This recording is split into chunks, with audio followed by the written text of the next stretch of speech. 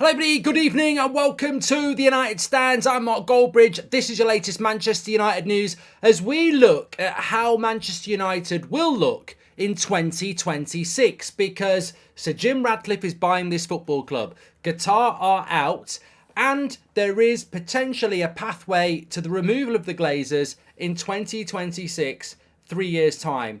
So instead of all the hate, divide and arguments over things we don't know, let's look at what we do know and how Manchester United could look in 2026 on the pitch, off the pitch, Old Trafford, playing squad, coach, and a lot more. Looking forward to this show. We're also going to talk about Harry Maguire to AC Milan and what's the latest on Amrabat's injury. Good news or bad, we'll talk about that.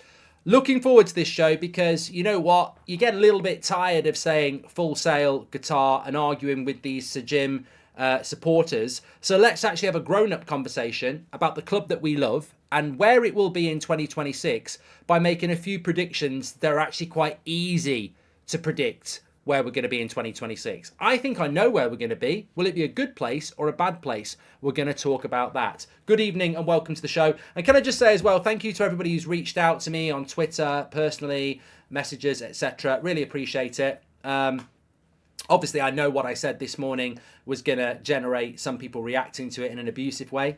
Nothing new, but a lot of people reacted in a nice way and I appreciate it. You focus on the good people in life, exactly.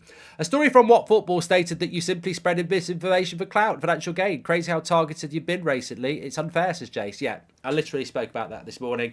I think it's not surprising how many of these bot accounts and media outlets are targeting us at a time when people are asking questions about the football club. Anyway, before we get into all of that, we're sponsored by Manscaped on the show. You know what Manscaped's about. It's about trimming the grass to make the yard look bigger. 20% off using the code TUS plus free delivery worldwide. They've got the beard trimmer. They've also got the weed whacker, but they've just released the Handyman. Don't worry, it's not something that's going to help you out down there. I think that's for your own enjoyment. The Handyman is this. Who remembers the old traditional shavers that you take on tour with you? Here it goes. It's on the face like that. Absolutely fantastic product. I've not been clean shaven in about 10 years. I've just tried this out a few minutes ago and I'm as clean as, I'm not going to say what I would, look, I've never been clean shaven in years. I probably look like I'm about 19 now instead of 29. But I tell you what, it took me about a couple of minutes to do this. This is a fantastic thing, traditional, old style, but it clean shaves you really quickly. No need for water or foam or razors. This will get the job done in under 2 minutes. It's absolutely fantastic. It's brand new from Manscaped. It's the Handyman to add to your collection. TUS is the code, 20% off, free worldwide shipping, and it's absolutely fantastic. People saying you look the same. I'm clean shaven. There's nothing there at all. I've not been like this in years. I mean, you can probably see the shadow of the previous stuff, but I might stay like this. You know, forever young Bridge, young at heart Bridge, young pop Bridge. I don't know. But 20% off TUS. The Handyman is now available. They've got loads of other products as well delivered to your door. It looks sleek and fantastic as well. I mean, you can put that in your pocket, take it out, and people will go, what's that? You go, it's my Handyman. I'm just going to go and have a shave in the toilets. You know, no mess. Fantastic. Check it out. Free delivery. Fantastic product. Again, by Manscaped. You know what? It's a shame they can't get in contact with Manchester United. Trim, precision engineering for your family jewels and experts in male grooming. They're fantastic. Jaden, thank you very much for your super chat. And J. Dot says, hi Mark, been a while since I was in live show. Hope all is well with you and should be the last person to receive abuse, says J. Dot. And we've got a great community. Love my daily therapy sessions. We stand with you, Mark, says Red Devil. Thank you very much. Thank you very much to the chat. Thank you very much to Manscaped. Right, let's get in with the show, because this is one of the things I've been looking forward to doing for a couple of days. Manchester United in the year 2026. Where will we be? Really interesting, really important, because there are people out there that have abandoned their principles of 3 or 4 months ago where it was full sale only, Glazers out. They've abandoned that to give Sir Jim a chance with the Glazers for 3 years on the pathway to a full sale. Some of us just can't drop that easily. We wanted a full sale. We wanted Glazers out. Qatar are out. Forget about Qatar. I mean, look, there's stuff coming out about Qatar now that you think, Were they the right owners? I'd admit that, but ultimately it was the only horse in the race for Full Sail, and I would have took a Full Sail regardless. But it's gone. It's Sir Jim to work forward with. What will we do and where will we be in 2026? And there's a few things I want to talk about here that I think strategically we as a community can talk through and sort of predict where we will be. The first thing I want to say, in 2026, will Ten Hag be the manager of Manchester United? We are basically needing to realise that the year 2026 is 3 years away. But really, it's 2.5 seasons away, because the Glazers will not go in December 2026. That doesn't make sense. The summer of 2026 does. Well, I know the season's only just started, but really there's only two summer transfer windows before 2026 summer, because that'll be the third summer transfer window. So there's not a lot of time when you think about it. You've got title winners this year, title winners next year, and then title winners in 2026, and that's it. There's 3 titles before Sir Jim will get hold of the club, potentially. Will Ten Hag be here in 2026? Honestly, I'd flip a coin on it. First things first, in 2026, will Ten Hag be the manager? I'd flip a coin on it, because that's 2.5 seasons away, 2 3/4 of a season away. And are Man United going to win the league in that time? I don't think so. Is Sir Jim desperate for progression in that time to maximise profit to be able to buy the Glazers out? Yes. Is it a manager that he's inheriting? Yes. So there could be a change of manager in that time. I hope it is Ten Hag, but I don't think there's any guarantee he will be the manager. Marek says, Mark, you're top class, and the reason why you have so many followers is that you can say very well what most of the fans think. They're bitter and jealous. Thank you very much, Marek. My mental health has been severely affected by the Glazers. God hope everyone is well, says Tarek. What came out from Guitar Confused, says Sultan. They're out. Whoever says Mark looks like the same is watching the channel on 240p quality, says Sensei. And Mark, it's my 21st birthday for the 21st time. Who do you think our biggest targets in January are? Thanks for all you do. Sorry, Smitty, I'm going to ignore that question. I'm actually working through something that's going to take a few minutes here. We're talking about 2026 and where Man United's going to be, and I don't want it to be disjointed. So ask me again later, and I will reply about that. So first things first, will Erik Ten Hag be here in 2026? I'd flip a coin. Second question, will Manchester United have won a title in 2026 when Sir Jim Ratcliffe looks to take over the club from the Glazers? No. Is the firm answer on that? No. And this feeds into quite a few factors. Man United will not have won a title by the time Sir Jim Ratcliffe takes over the club full-time, if he takes over the club full-time in 2026. We're not winning the title this year, so that's 1 of 3 chances gone. Are we going to win the title next year? No, we're not. We're not. And I'll tell you why in a minute. Could we win it in the 3rd year? It's a stretch. Never say never, but I don't think we'll have won a title by the time Sir Jim Ratcliffe is looking to buy this club. So how will we look on the pitch in 2026, Mark? You're predicting we can't win the title in 3 years. So how will we look on the pitch? I think this is the most important question, and this is where you feed some things in. By the year 2026, where will the debt be? Still there. By the year 2026, how will we look for financial fair play?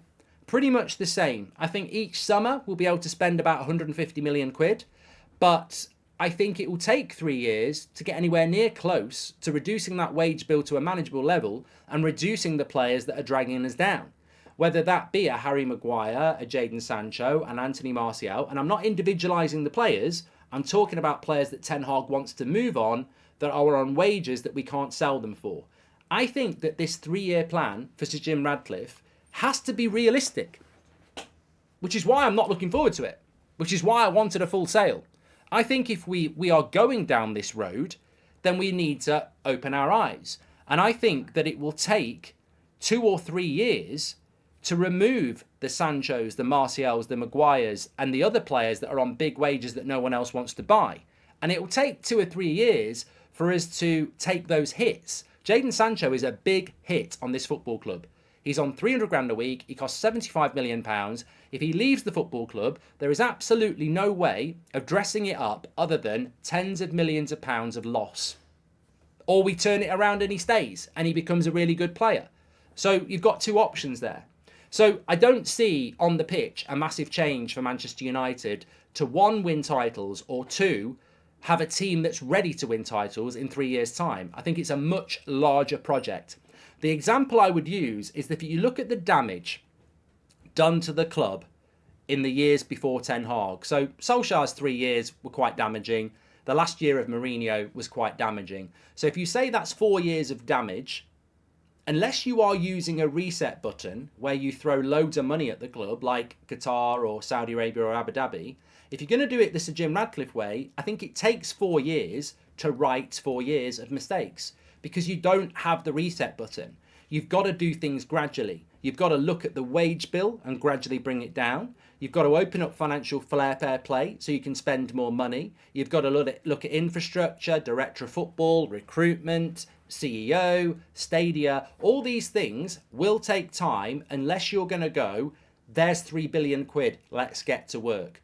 Well, he's not, we don't think, and I'd be amazed if he's going to throw 3 billion at the club in 3 years when he doesn't even own it. So I think the next 3 years for Manchester United under Sir Jim Ratcliffe, for me, are very, very clear that lots and lots and lots of work is going to be done, but it's going to be like a listed building in the UK is a historic building that you cannot knock down. You can repair it and get it back to former glory, but you can't knock it down. And therefore, everything you do, whether it's changing the windows, fixing the brickwork, has to be done in the terms of that listed building and its protection. You can't just knock it down and rebuild it again. That's a reset button. We're not hitting the reset button. We're going to try and gradually restore Manchester United. And the restrictions that will be in place to do that mean it will take time. You can't walk into Manchester United tomorrow and say, bye-bye, Jadon Sancho, off you go. We're paying your contract up and we're letting you go for nothing. And then you turn around to the Glazers and go, that's just cost us about 70 million quid. And they go, yeah, we can't afford that. That's your budget from the summer gone. Like, we can't afford that. We're in massive debt. We've got repayments to make. We don't have that sort of money to do that unless we're not buying anyone in the summer. Jadon, come back. Quick, come back. Right. Are you sure we can't sort this out? Because we need to spend some money in the summer. So those sort of conversations need to be taken place. And how Sir Jim fixes that, I don't know. I do not know. But that's a problem. The stadium is going to cost a lot of money. Where will the stadium be in 2026? Well, we'll come back to that in a minute because I want to talk about where the team will be by 2026. I'm already saying, we're already agreeing, I don't think we're going to win a title in 3 years because of the enormity of the project. What will the squad look like in 2026? Will it be a team that still acquires players like Bruno Fernandes, Jadon Sancho, Paul Pogba, Casemiro, Anthony, 70 to 80 million pounds? Or will we change tact and go more down the Brighton route where you try and pick up really good players that are, a little bit less unknown, but can come into the club for cheap and overachieve? I think we will go down that route because Sir Jim Ratcliffe is a businessman. And I think when you go for somebody like Paul Mitchell or Michael Edwards, that's their job. The problem with that is no football club can just say, tonight, we're going to be like Brighton. Because everybody would be like Brighton. That takes at least 2 years of on-the-ball recruitment around scouts and coaching. And then it takes 2 years to build up the networks of scouts to get that working. So that won't even work until 2025, 2026 anyway. So I think United might go down that route of not spending 70, 80 million pounds on players anymore and recruiting younger, less unknown players. But it's going to take time. So short answer long, I suppose. I think by 2026, United will not have won a league title and may well be in a very similar situation to they are now, where I hope we are now, whereas we're a club fighting for top four. Some would say we're not even that at the moment. But I think by 2026, on the pitch, I don't see Man United anywhere other than fighting for third or fourth. So if that's going to be the case, we're not going to make a hell of a lot of money on the pitch. And you never are going to make a lot of money on the pitch. I don't think that's where Man United and Sir Jim are looking to go.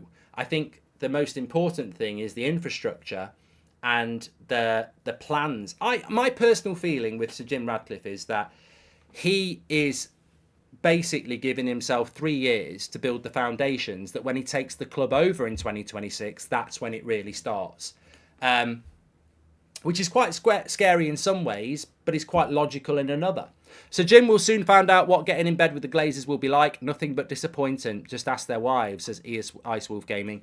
Look, spade calling it a spade, bottom line, it's going to be very, very difficult. It's going to be very, very, very difficult. And I think all he can do in 2.5 years is build foundations to buy the club and then, you know, rev things up. I don't think the stadium will necessarily get done. And the overarching thing to this is, I think rebuilding Manchester United with 25% of the club and the Glazers still there and the debt's still there and the financial fair play issues and all the players you've got to get rid of that's going to cost you money. I look at that man. Look, forget what you think about Sir Jim. Forget what you think about the Glazers. Just look at Man United as a problem. It's huge. I mean, you could be Sir Jim Radcliffe's biggest fan. You could like the Glazers. It's still a huge job. It's absolutely huge. Just take a few seconds to think how you solve Manchester United's problems without having Qatar or Abu Dhabi or Saudi Arabia. Like, you literally don't have billions of pounds. How do you solve that football club? Some might say you can't, but we don't want to hear that. It's too negative. Some might say in the modern game, that's not solvable against the wealth of other clubs. I look at it, and if somebody dropped me into that football club and said, you can spend £150 million every summer transfer window, that's it. Solve this problem. My instant reaction, without even thinking it, would be, you're having a fucking laugh. And what are my targets? We want you to win the league, or we'll sack you. Don't bother employing me. I can't. You can't just give me £150 million every summer and expect me to win the league in 3 years. I can't do that. It's impossible. Well, what do you want? Well, I need £1 billion over 3 years. Ah, you're having a laugh. Have you heard this? I said, no, I'm not having a fucking laugh. I need £1 billion over 3 years to turn this club around on the pitch. And then I need another 2 billion to renovate the stadium. And then I need another £1 billion to sort out the infrastructure. You want 4 billion? Yeah, I do. And you know why I want 4 billion? Because that's how much you've cost us over 20 years. So I think this job's really difficult. Really, really difficult. I don't see it as, oh, we've had a bad CEO, we've had bad owners, we've had a bad director of football. Change those 3 things and we'll be fine. The infrastructure of the club, the finances of the football club, terrifying. Absolutely terrifying. You know, it's £500 million debt, but there's another few hundred million owed in different ways. The stadium is rotting. The infrastructure is terrible. The recruitment is poor. The fitness department's not performing. There's loads of things that need changing at that football club. And on top of that, we're miles off. The squad's not good enough. And on top of that, most of our rivals are growing better than us in many different areas. And that's another thing to factor into 2026. What's everybody else going to do? Because in a competitive arena, if you're running a race, you're not just looking forward and thinking, what's my PB, personal best? You're looking to your right and left and going, well, I think I'm running well, but they're way ahead of me. You think you're performing great. But when there's competitors in the race, you've got to find a little bit more. And I look at the next 3 years and I go, well, Pep Guardiola's got a contract till 2026. Jurgen Klopp's got a contract till 2026. All right, they both might get bored and piss off. But I don't think they will. And I don't think that United will get near them. Arsenal got one of the youngest squads in the Premier League and look very consistent. Don't see them dropping off. So straight away I go, well, Liverpool, Arsenal, Man City, I'd be stunned if we finished above any of them over the next 3 years. So that puts us into 4th place. And then you're competing with Newcastle, who are only going to get richer on the pitch. They're already rich. Aston Villa, bit of an unknown, but seem to be being run well at the moment. Brighton, well, maybe they'll drop off at some point, but maybe they'll get stronger. Spurs, look, Spurs are Spurs, but they're still a competitor at the moment. The best case scenario for me in 2026 is 4th place. And 2025 and 2024.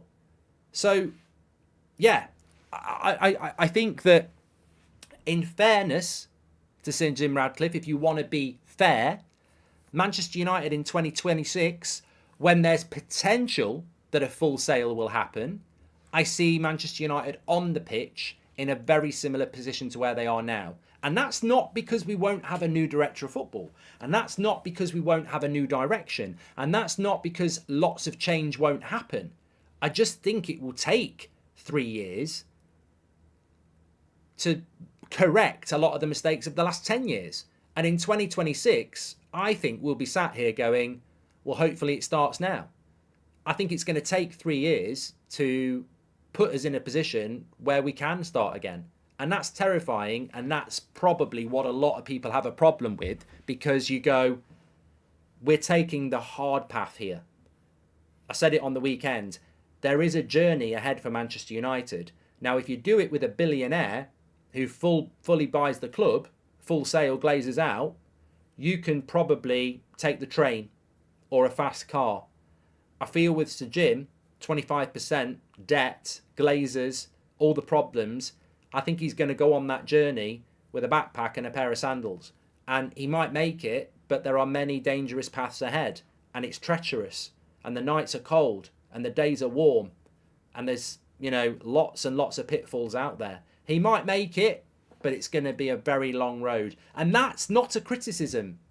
That's actually, if he was listening to this, or Ineos were listening to this, what I'm saying is, I don't want you to do this deal because I don't want you to work with the Glazers. But you're going to do it. And my feeling is that's going to happen. There's no point in ignoring the inevitable. But I will concede this is I wouldn't say it's mission impossible, but it's mission a very long time. And for those of us who 2013 and a title win feels a very long time ago, I seriously think we're going to go at least 2027 before we get anywhere near a title, which means another 3 or 4 years of this, doesn't it? And then there's no guarantees. I mean, how strong are Newcastle going to be in 3 years' time, by the way? They're going to be another Man City. They're going to be another juggernaut. What if Liverpool get major investment? They'll be another juggernaut. What if Arsenal are primed to be sold? They'll be another juggernaut. What worries me, and I'll give credit to John, who said this to me the other day. He said, the thing about this Sir Jim Ratcliffe deal with the Glazers is, and he quite likes Sir Jim, and the name's not John, obviously, I'm you know who they are if I say their real name. Older fan, they said to me, I always wanted Sir Jim because I just liked it better than Qatar. I didn't want state ownership. But what they said was really interesting, because they said, I don't know whether it's going to work. I just wanted Sir Jim. But what I will concede is, this Sir Jim Glazer thing, we're locked into it for however many years. Whatever deal they've done, they're locked into it.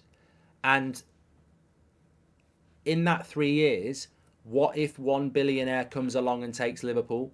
One billionaire comes along and takes Spurs. Another billionaire takes West Ham. That's West Ham, Liverpool, Spurs, Man City, Newcastle, all owned by super billionaires, while Sir Jim is taking years to try and wrestle United away from the Glazers. We'll sink without a trace if that happens. In fact, the only thing that would save us would be a Super League. And, nobody wants that. And I was like, but you're somebody who doesn't want that ownership model. And he said, no, I don't. But I don't like where football's going. And the thing is, we're locked into Sir Jim now. And we're locked into it for years. There's no escape route from the Glazers. There's no escape route from what Sir Jim's trying to do. We've got to go with it. And that's the plan. But some people, Newcastle were owned by Mike Ashley going nowhere. Within a few months, they're owned by Saudi Arabia and they're the richest club in the world. Who's to say that that won't happen to somebody else? And, from an analogy point of view, I suppose it's a little bit like this. You're in your garden and you're growing your mushrooms. That's going to take a while. That's going to take a while. Everyone else is off down the shops buying Waitrose or buying Marks and Spencer's food. You're trying to grow your own vegetables. Everyone else is, buying it en masse, good quality product. Yes, there's something very organic about what we're trying to do. I think in fairness to Sir Jim Ratcliffe, what he's trying to do is very organic. But it's going to take time. And look, I've said this before. Man City, untouchable. too much money. Newcastle, untouchable, too much money. Let's not forget Chelsea, actually, £1 billion spent in the last year. Who knows what Chelsea's future is? You only need one more billionaire club, and that's the top four locked out. It's tough, isn't it? It's tough. And I'm in no way sat here going, Glazers out, full sale, Sir Jim this or that. That's not what this video is about today. You know my stance on that. I'm talking about where United are going to be in 2026. And I look at it and I go, the night is long. Winter is coming. It scares me. It does scare me because I think that I'm actually looking forward to seeing what Sir Jim Radcliffe's plan is so we can pick it apart a little bit more and get more idea of it. But even if it's a good plan, I still think in 2026 we'll be lucky to be where we are now, which is fighting for fourth, because there's no magic wand to this. The only magic wand is 4 or 5 billion in the club tomorrow. Now, look, maybe Sir Jim Radcliffe in a few weeks says, I'm going to pump 4 or 5 billion in and stuns the world. I don't know why you would do that when you only own 25% of the club. It doesn't make any sense. I hope it happens. That's a game changer. But I think what's going to happen is new director of football, new CEO, new approach to wages, new approach to signing players, new approach to recruitment, new infrastructure, removing the issues within the club, lowering the wage bill, buying more sensibly. All the things that need to be done, but all the sort of things that are going to take months and years to produce results from, because it's took years of mistakes to get us to where we are. And it's going to be very, very interesting to see. What I certainly would say is, and I could sit here and say, we demand quick results. And if we don't get quick results, Sir Jim's as bad as the Glazers. I could say that. But with hand on heart, I'd be a hypocrite. Because I look at the situation and there is no quick fix. The only quick fix is 5 or 6 billion quid coming into the club. That's not happening. So there is no quick fix. And can I just say, if we'd got Qatar and they'd bought the club and then pumped in 4 or 5 billion, there was no guarantee that we'd have won the league in 3 years either. I don't want to be a hypocrite on that. Even if we'd got what Man City have got and Newcastle have got, Newcastle aren't title contenders yet, it would have took 2 or 3 years. So here's a line for you. How is Sir Jim Radcliffe going to make Man United title contenders in 3 years when I'm not convinced Qatar would have done? Because you can have all the money in the world and you will move quicker. But I don't think even with all the money, I still think you've got to buy the players, clear the players out, integrate them. I think it would have took a couple of seasons, even under Qatar, to be competitive against Man City. So what chance has Sir Jim got in 3 years when he isn't going to do that? It's real time, isn't it? It's real time. This is going to take a very long time to get Man United back where we need to be. And if anything, I think Sir Jim Radcliffe would be wise to put that out there, because that's got to be his business model. Gradual, slow improvement, rectifying the mistakes of the past for a more sustainable future. I've seen a lot of Sir Jim Radcliffe fans asking fans what they prefer to be done first. Stadia, debt. This all sounds like the Glazers all over again, says Mario. Is 2026 even confirmed? No. I mean, I'm just being completely fair and transparent and saying if there's a full sale in 2026. I mean, if that gets moved back, then everything takes a lot longer. Of course it does. I've left the stadium till last on purpose. What do I think Old Trafford looks like in 2026? The same as it looks now. Because even if they start work on it tomorrow, there's a lot of planning that needs to be done, and it takes a long time to build a stadium. So I don't think anything changes in 2026. Somebody just said Ineos Arena. I think that's a logical idea, but do you want Old Trafford to be called the Ineos Arena? I mean, this is the hypocrisy of the fan base, because if I'd have said to you 6 months ago, shall we call the Old Trafford the Glazer Arena, but the club gets £100 million, people have said, no way, you can't change the name of Old Trafford. But I sense there's a different reaction if it's the Ineos Arena and we get 100 million quid for it, I don't care if it's the Ineos Arena, the Mark Goldbridge Arena. It's not happening. It's Old Trafford. Like, some things are worth more than money. You can't sell everything. And Old Trafford should never... You can't lose the name Old Trafford. I would be against that. But it might happen. It might happen. Mark, did United confirm they're going to be voting for Sir Jim tomorrow? Could there be someone else coming in without anyone knowing, apart from Qatar, says Adti? I mean, no. I think that, speaking to a lot of people, this deal is basically done now. There needs to be a few more... The sense I get is that this is about Sir Jim Ratcliffe making sure certain things are in the deal that, you know, make him in a stronger position. Hi Mark, what's your opinion on Onana? I hope he comes through soon. I'll talk about that in a bit, Jag, because I'm not finished on this yet. Yeah, so the stadium, I don't think anything much will happen in the next 3 years, because it doesn't... I mean, I might be wrong, but logically, Sir Jim Ratcliffe owns 25% of the club and is in charge of the sporting side of things. I think that's what he's going to focus on.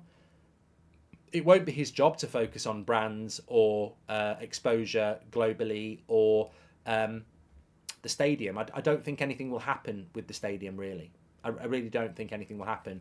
What will happen with the debt? I think the debt will remain at the football club. Sir Jim Ratcliffe has spoken about debt previously in different types of forums and sort of championed debt as not a bad thing. And he's not wrong in a certain sense that debt isn't a bad thing, because everybody has debt.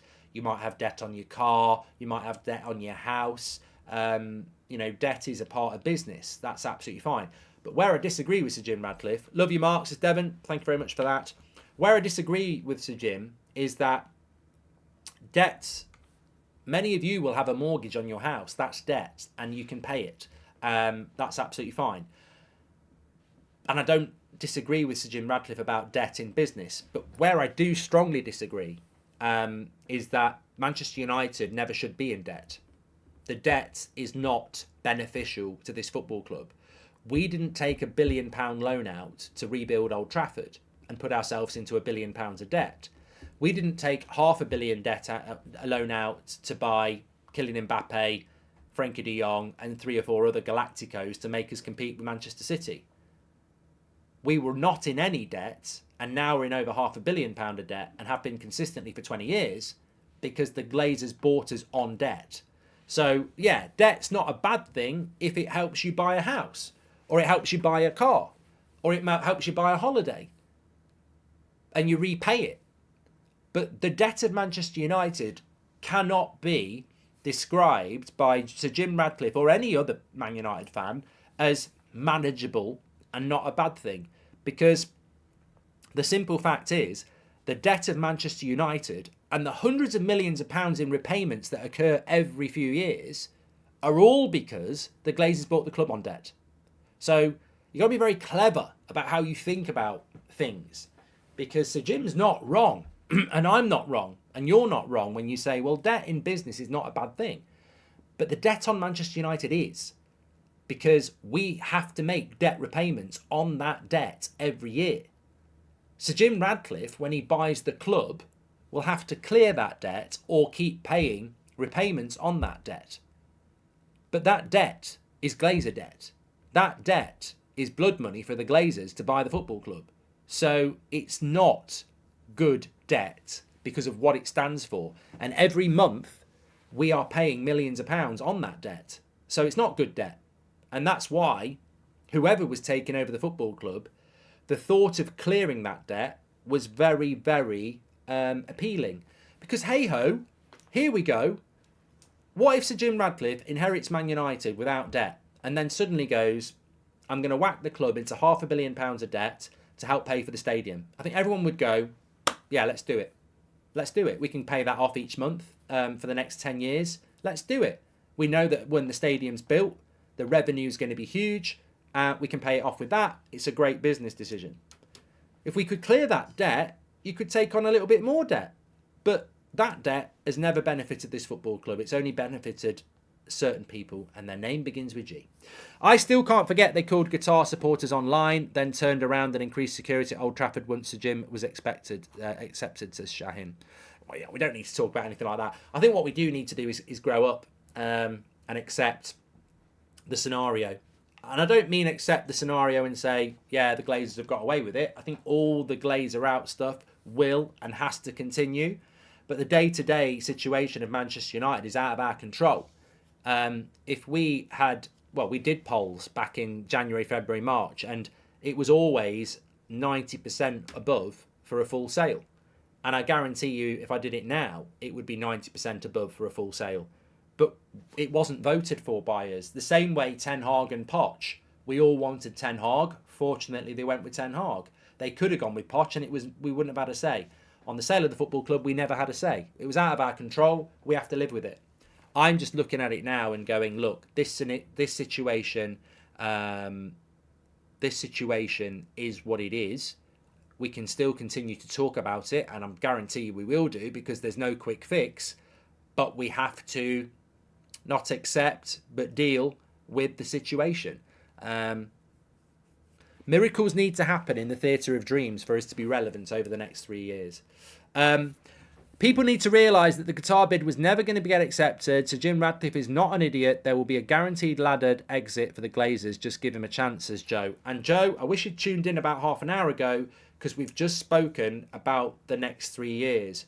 Joe, please stop talking about giving people a chance and open your ears and talk to us about what you think is going to happen at Man United over the next 3 years. Because that's the genius of tonight's show. So Jim's United in 2026. We've just spent time talking about it. Does anybody have an alternative scenario to what I've just said? So I'm saying, I don't think the stadium will get touched in 3 years. It doesn't make sense to do that unless the Glazers do it, which why would they? I think Sir Jim's going to make a lot of changes on the footballing and structure side, but I don't think it's going to make a massive amount of difference in 3 years because of debt, because of financial fair play, because of the major issues of time it's going to take to restructure the club.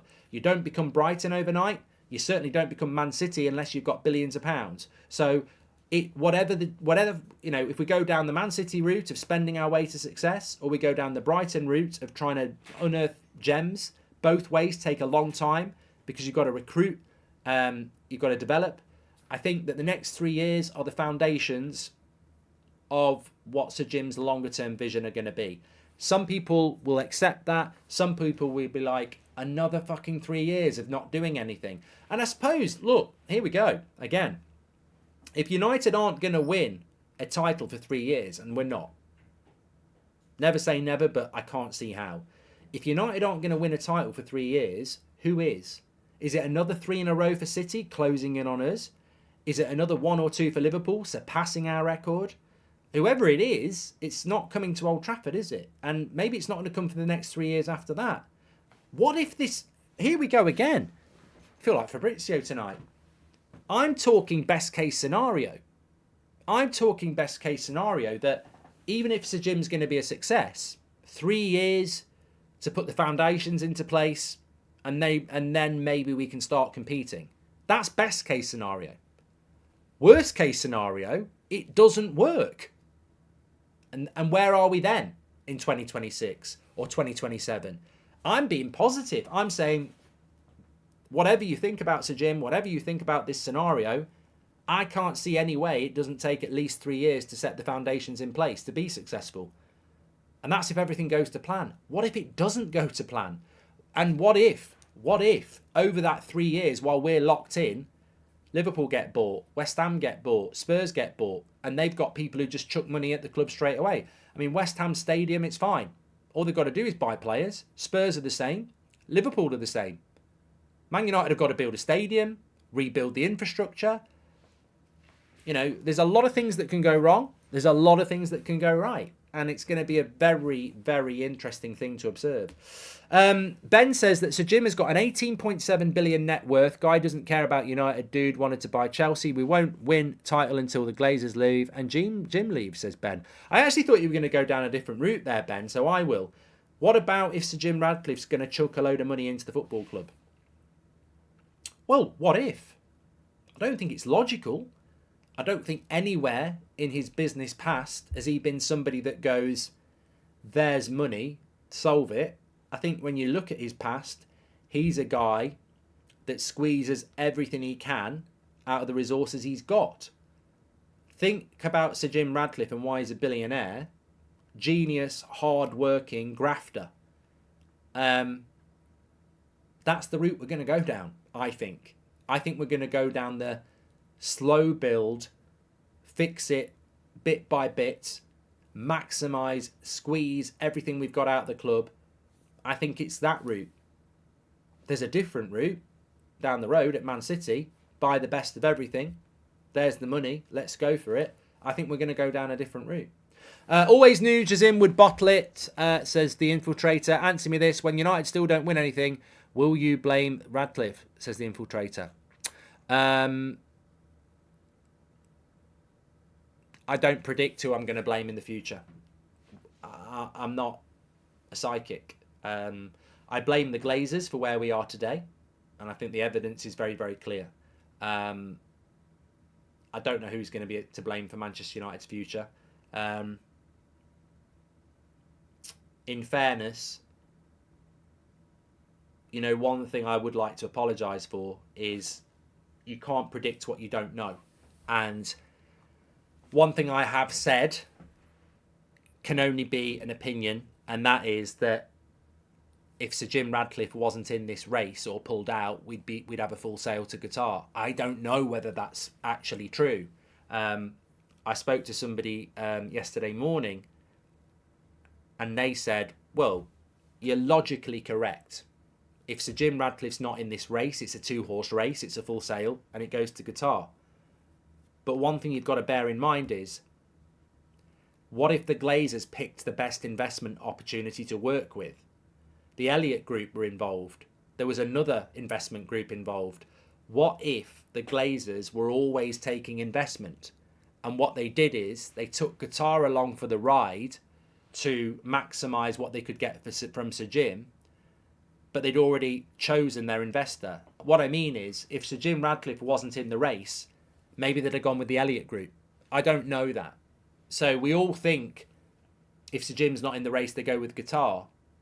But the logical answer to that is we'll never know. I know I'm being too logical here. Maybe it's the 7 stages of grief that Slow Sports News said to me the other day. But I can't move past the fact that if the Glazers really wanted to sell the whole club, it's far easier to take the Qatari bid than it is the Sir Jim bid. I mean, it's $5 billion in your pocket. Sir Jim's bid is probably 700 million in their pocket, with potentially another 5 in the future. But you've got to make a lot of things work. The easy option was Qatar. So I personally think that it's probably unfair, although we all think it, to be logically saying that if Sir Jim hadn't done a deal with the Glazers, then we'd be owned by Qatar. I get that. I think that. But really, and it's not Sir Jim's fault. What I'm saying is, and it's not Qatar's fault. What I'm saying is, would you trust the Glazers if Sir Jim Ratcliffe wasn't in the race to do the deal with Qatar? Or do you think they'd be going to the Elliott Group and going, we'll do a deal with you? So we don't know. We don't know, do we? Anton says, this scenario is reminding me of the moment where Obi-Wan Kenobi, the fans, beat Anakin, Jim, in their fight on the Mustafa. You were supposed to beat them and not join them, says Anton. Look, I really wish that we didn't have to waste 3 years going through this elongated, painful rebuild. I really wish Sir Jim had bought all of the club now. He's going to own 25% of it. There's no point in lamenting about, I wish Qatar had got the club, because they're not. I think what you have to say in a real world is, Sir Jim Radcliffe's going to buy the club. 25% of it, sorry. I really wish he was buying all of it. Because even if he fails, at least it's a full sale and there's no more Glazers. I hate this scenario with a passion. I hate it. I really hate it, because what terrifies me is if this shows any sign of success and we hit 2026 and we're like, imagine things improve gradually over 3 years. You know, we don't win titles, but you start to see improvement, slow improvement. I don't want slow improvement, by the way. I want fast improvement. But what if you start to see slow improvement and then suddenly in 2026, Sir Jim goes to acquire all the club and the Glazers go, no, not doing it anymore. We like what's happening. Let's keep doing this. That's what terrifies me.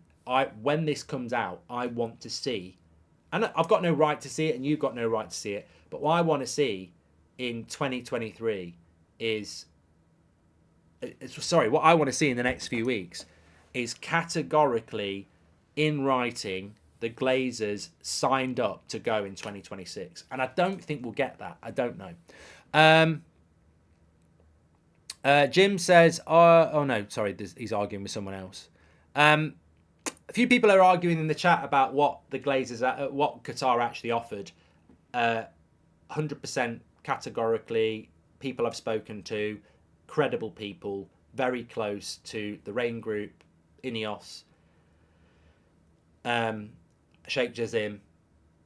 All three of those parties cannot acknowledge it publicly because of NDAs, but all of them would, if they were being honest, acknowledge the fact that the Qatari bid was in excess of 5 billion quid.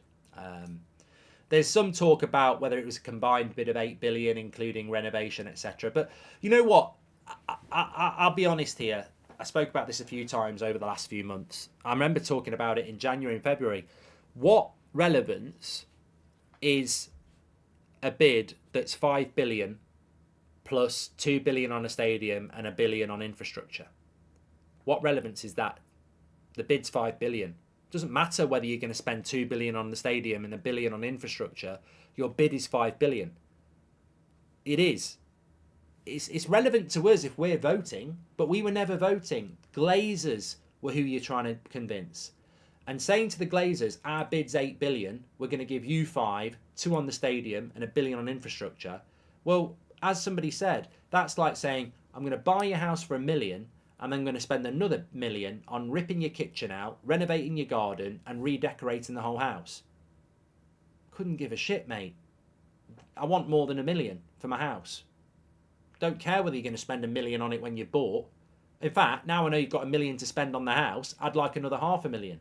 I don't think that's relevant at all, because if anything, it shows the Glazers you've got 8 billion quid. So whether that's true or not, I don't care. We have to fail badly for the Glazers to leave, sadly, says Tony. And can Jim's slow growth and Erik ten Hag's process work together? Speculative, but wanted to get your opinion. Thanks, says Aditya. Look, I started with Ten Hag. I'll finish with Ten Hag. I don't know what Sir Jim Ratcliffe's vision is with Ten Hag. And what people need to realise is I'm a massive fan of Ten Hag and I want him to be successful. But if Sir Jim Ratcliffe has a relationship with, let's say, Paul Mitchell, and Paul Mitchell has a relationship with Ten Hag that doesn't marry up from the off, then whose loyalty is Sir Jim going to be with? Paul Mitchell or Erik ten Hag? That's always a danger. How does Sir Jim Ratcliffe get on with Ten Hag? That's a danger. Results on the pitch? That's a danger. I want it to work with Ten Hag, but when you're a manager and new owners come in, there's plenty of reasons why you can lose your job. And I don't like to say that because I don't want Ten Hag to get sacked, but it's a dangerous time for a manager when new owners come in.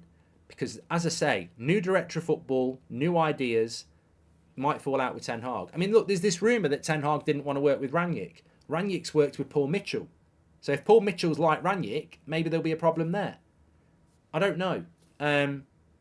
It's a dangerous position to be a manager in a club that gets taken over. It always has been. But I'm talking like Sir Jim Ratcliffe owns the club. Remember, he only owns 25%. The Glazers probably make the decision on the manager. Or does Sir Jim? These are questions we need the answers to. It's confusing, isn't it?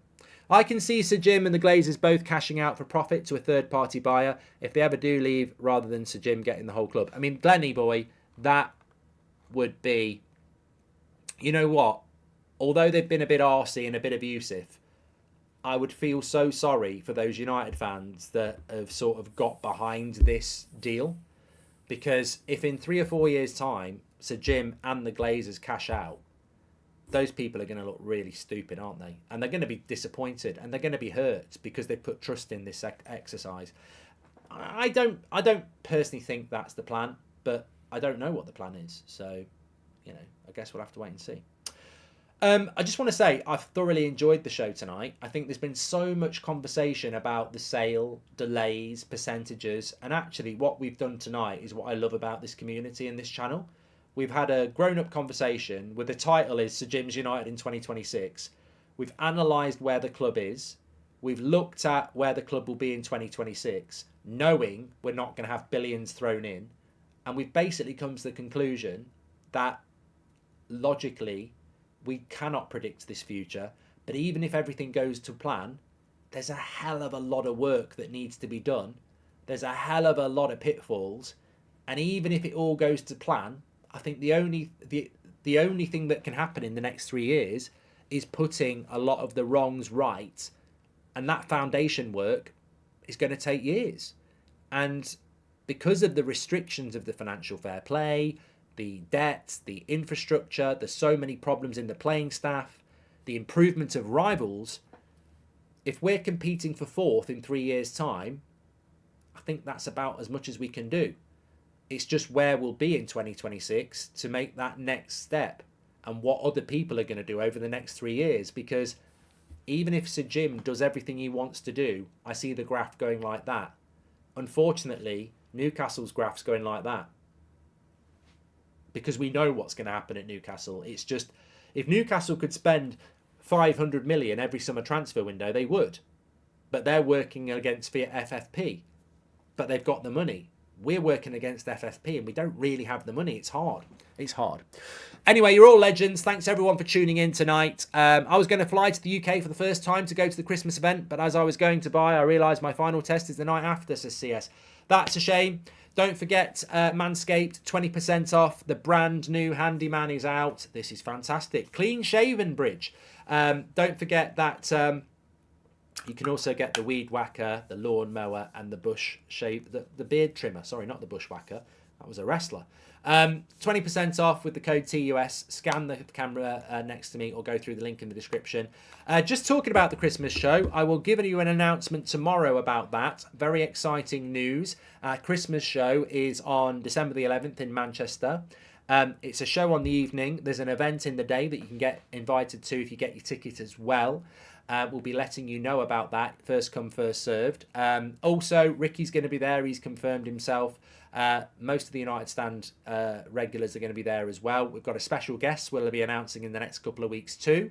And there's a really big thing that's going to be happening in the day that we're really excited about that we want you to be part of as well. So, brilliant day. Looking forward to it. Get your tickets. United Stand, Manchester show. And yeah, it's going to be a great night. Take care, everyone. Stay safe. And appreciate your support as ever. Take care.